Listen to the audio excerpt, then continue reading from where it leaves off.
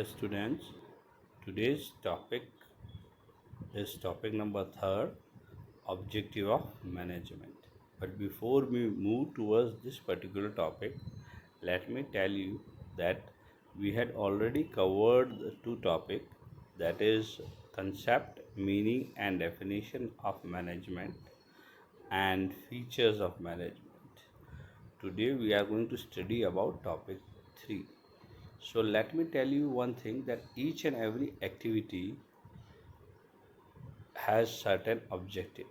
Management in itself is an activity, so it has certain predefined objective, and the task of a manager is to achieve this predefined objective. So what are these objective of management? Basically, if we talk about objective of management, the first thing is come in our mind is objective of an organization. The objective of an organization will be mainly to earn profit. So we will try to cover the various objective of management in three main part, that is organizational objective, social objective, personal objective. One by one, we are going to go through these objectives of management. First, we are going to take organizational objective. The organizational objective of management refer to main objective required to fulfill economic goal of any business organization. The chief aim of management is to utilize the human and material resource in such a manner as should give maximum advantage to the organization. तो किसी भी संस्था का पहला objective क्या है? Economic goal achieve करना, economic gain achieve करना, क्योंकि अपन बिजनेस करते हैं तो कुछ प्रॉफिट के लिए करते हैं, तो वो प्रॉफिट अचीव करना।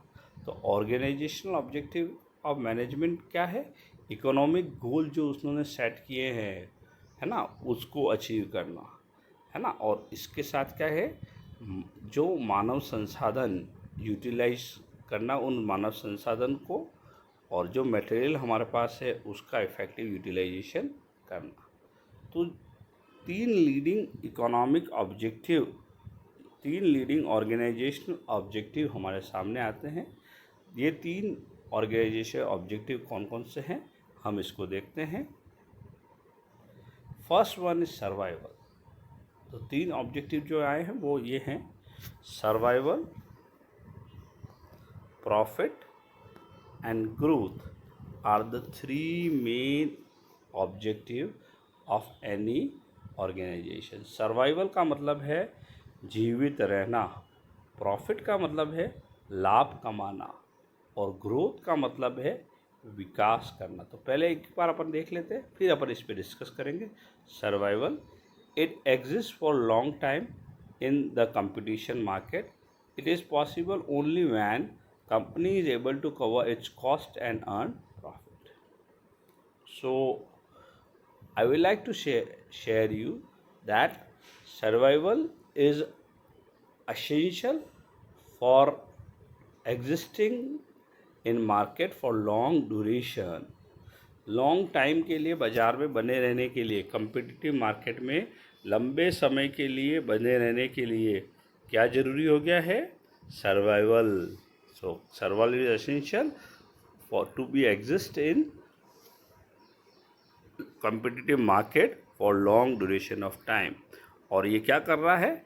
It covers the cost, basic cost. मतलब कम से कम कंपनी इतना अर्न कर ले कि उसकी कॉस्ट कवर हो जाए, तो वो सर्वाइव करती रहेगी। सेकेंड बात आती है आपके प्रॉफिट. प्रॉफिट क्या है? Profit is reward given to businessman for bearing the risk. जो जोखिम व्यवसायी लेता है उसके बदले उसको क्या मिलता है? जो रिवार्ड मिलता है उसका नाम क्या है? प्रॉफिट. तो profit is a reward given to businessman for bearing risk. Risk bear करने के लिए, बियरिंग द रिस्क बियर जो कर रहा है उसके बदले जो उसको मिल रहा है वो क्या है, प्रॉफिट है। Profit is one of the most important objective of every organisation. It provide vital incentive for the continuous successful operation. Business को कंटिन्यू रखने के लिए क्या ज़रूरी है, प्रॉफिट चाहिए।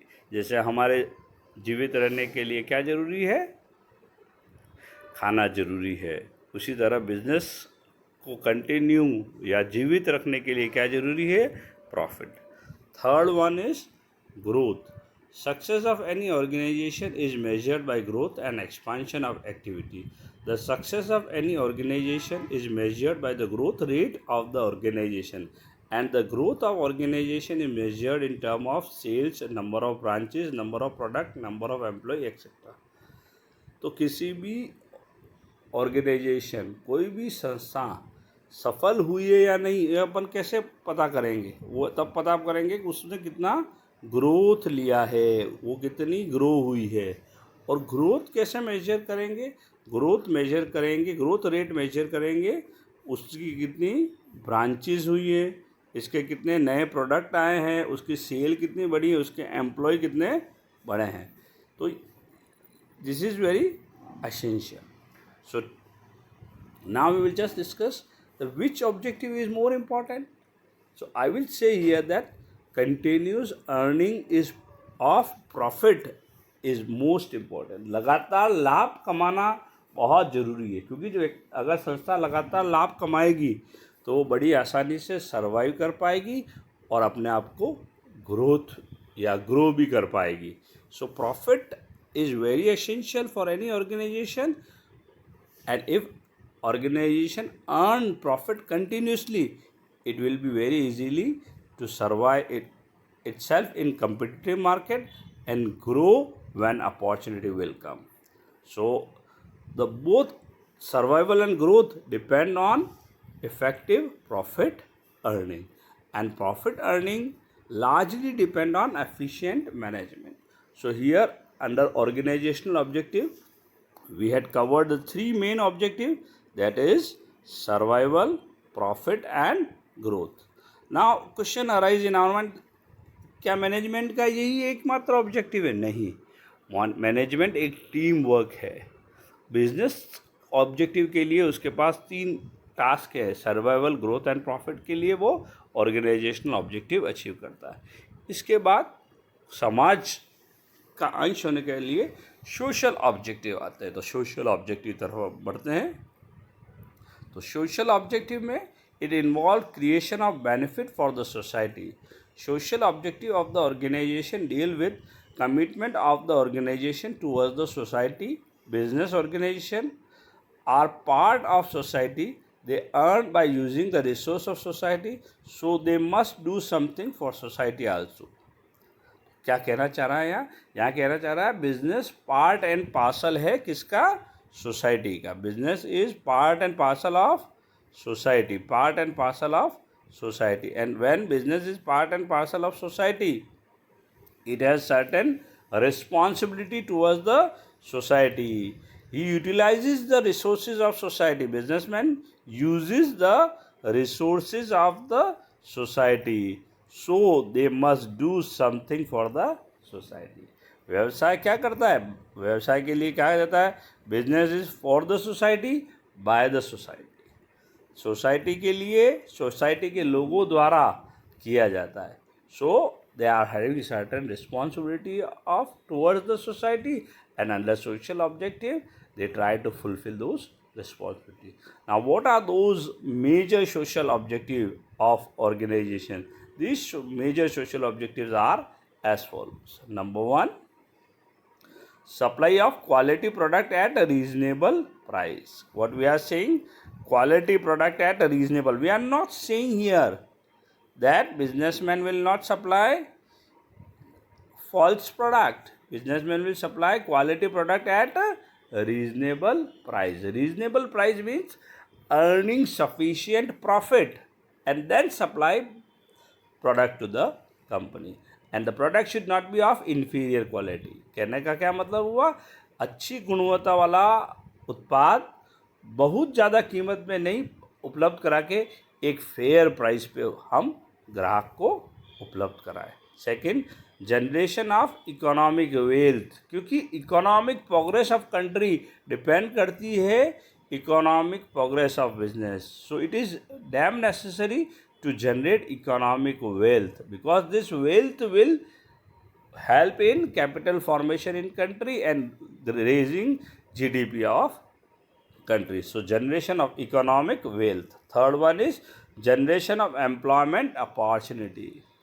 हम कितनी भी बात कर लें, government can not provide employment to each and every individual. It is business organization, it is the industry which provide employment to large number of people, and thus the third social objective is generation of employment opportunity. कुछ नया सोचते रहना, नया project लेके आना, नए लोगों को रोजगार देना, तो ये बहुत ज़रूरी है। Third one is generation of employment opportunity. Fourth one, financial support to community. Financial support, अगर कोई वीकर है, कोई वीकर सेक्शन ऑफ सोसाइटी है, उसको आप फैसिलिटेट करें, उसको आप प्रोवाइड करें। कोई ऑर्गेनाइजेशन बिजनेस ग्रो कर रहा है तो उसके लिए आप उसको फाइनेंस करें, तो financial support to community. Fifth one, organisational education, health and vocational training programme. इसके लिए देखा होगा आपने, कई बड़े बड़े ग्रुप ने हॉस्पिटल खोले हुए हैं, कुछ ट्रेनिंग प्रोवाइड करते हैं, कुछ एजुकेशन इंस्टीट्यूट खोल रखे हैं, जैसे जेके वाला ने अपने लोगों के लिए स्कूल खोल रखा है। तो ये organising educational, health and vocational training programme, तो हेल्थ प्रोग्राम लगा रखे हैं, कैंप लगाते हैं, ये सारे काम करते हैं। Six, participating actively in social service project of government and NGO. देखो अभी टाटा ग्रुप हुआ, रिलायंस ग्रुप हुआ, हमारे इस पैंडेमिक में इन लोगों ने कितना सपोर्ट किया है हम जानते। ये इनका सोशल ऑब्जेक्टिव है, इसलिए ये सारा काम ये करते, ताकि सोसाइटी में रहना है तो सोसाइटी के लोगों को खुश रखना ज़रूरी है। सोसाइटी रहेगी तो बिजनेस लंबे समय तक चलता रहेगा, इसलिए ये participating actively in social service project of government and NGO करते हैं। Fifth, using environmental friendly method of production. अब ये भी एक बहुत ज़रूरी सोशल ऑब्जेक्टिव हो गया है, क्योंकि अगर एनवायरमेंट ख़राब हो जाएगा, सोसाइटी ख़राब हो जाएगी, तो बिजनेस करने से क्या मतलब निकलेगा। इसलिए using environmental friendly method of production, जो भी उत्पादन बताए इको फ्रेंडली होना चाहिए, वो पॉल्यूशन नहीं करने वाला होना चाहिए, ख़राब नहीं होना चाहिए, प्रकृति को नुकसान पहुंचाए वैसा नहीं होना चाहिए। So today in our social objective हमने ये 7 ऑब्जेक्टिव कवर किए। एक बार फिर अपन रिपीट करते हैं। Supply of quality product at reasonable price, generation of economic wealth, generation of employment opportunity, financial support to community, organization educational, health and vocational training program, participating actively in social service project of government and NGO, using environmental friendly method of production. So these are the major social objective. Now finally we move towards the third topic, personal objective. इसको individual objective भी कहते हैं। तो personal objective यहाँ तो limited है, लेकिन मैं आपको ब्रॉडर पर्सपेक्टिव में पर्सनल ऑब्जेक्टिव के बारे में बताऊंगा। पर्सन से रिलेटेड है पर्सन या individual who are working, who are linked with our organisation. So organisation consist of different type of individual who join it to satisfy their diverse need. Individual objective are related to the employee of the organization. Individual objective include following. तो एक संस्था में अलग अलग individual काम करते हैं, अलग अलग लोग काम करते हैं, और उनका उद्देश्य अलग होता है संस्था से जुड़ने के लिए। अब ये इंडिविजुअल कौन है, अगर अपन ब्रॉडर पर्सपेक्टिव से समझे तो human resource of organisation are called as individual working in organisation. And in this human resource we include employee, manager and owner. So all these three have different objectives. Owner क्या चाहता है कि मुझे लाभ मिलता रहे, मैनेजर क्या चाहता है कि मुझे मेरी ग्रोथ होती रहे, एम्प्लॉय क्या चाहता है कि मेरे जो सैलरी फैसिलिटी बराबर मिलती रहे. तो ये इंडिविजुअल ऑब्जेक्टिव में कुछ मेजर इंडिविजुअल ऑब्जेक्टिव यहाँ जो हमने इंक्लूड किए हैं वो इस तरीके से है। तो और organization objective consist of different type of individual who join it to satisfy their diverse need. Individual objective are related to the employee of organization. क्या क्या include है? Competitive salary and perk. Competitive salary and perk. Competitive salary. हम देखो यहाँ ये नहीं कह रहे हैं कि बहुत ज़्यादा पैसा देना है, हमको क्या करना है, पैसा कैसा देना है, कम्पिटिटिव देना है, ताकि वो सर्वाइव कर सके, बाज़ार में सर्वाइव कर सके, बड़ी आसानी से बाज़ार के अंदर सर्वाइव कर पाए। ये कम्पिटिटिव सैलरी है। Second, peer recognition. पीयर कौन होता है? पीयर वो इंडिविजुअल होता है जो संस्था के अंदर हमारे साथ कलीग बन के हमारे साथ काम करता है। तो peer recognition is also essential. Peer recognition, peer मतलब हमारा कलीग जो हमारे साथ वो काम करता है, वो हमारा अधीनस्थ जो हमारे साथ काम करता है वो पीयर है। तो वो चाहता है कि हम पे भी ध्यान दिया जाए। पर्सनल ग्रोथ एंड डेवलपमेंट, व्यक्तिगत विकास होना चाहिए। वो चाहता है कि मेरे ग्रोथ हो, हर व्यक्ति चाहता है कि संस्था में काम कर रहा हूँ मेरा प्रमोशन हो, सैलरी मेरी बढ़े, समय पे मुझे सैलरी मिले, है ना, उसका इंक्रीमेंट मिले। तो पर्सनल ग्रोथ और डेवलपमेंट, तो आज मैं छोटे पद पे काम कर रहा हूँ, थोड़ा मेरा पद बढ़ जाए, मान बढ़ जाए, सम्मान बढ़ जाए, तो ये पर्सनल ग्रोथ एंड डेवलपमेंट। और फोर्थ है good and healthy working condition. ये सबसे इम्पॉर्टेंट फैक्टर है और आज के कॉन्टेक्स्ट में ये सबसे ज़्यादा ज़रूरी है कि आप क्या दो, अच्छा हेल्दी वर्किंग कंडीशन दो, अच्छा वातावरण दो किसी व्यक्ति को। तो good and healthy working condition is also one of the major objective which comes under the personal objective. So we had covered all these three objectives, that is